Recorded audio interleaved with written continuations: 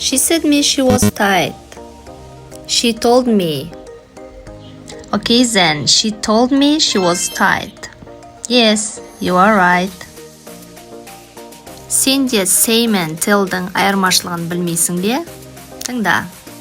Say мен tell екеуі де айту деген мағынаны білдіреді, бірақ сәл айырмашылықтары бар.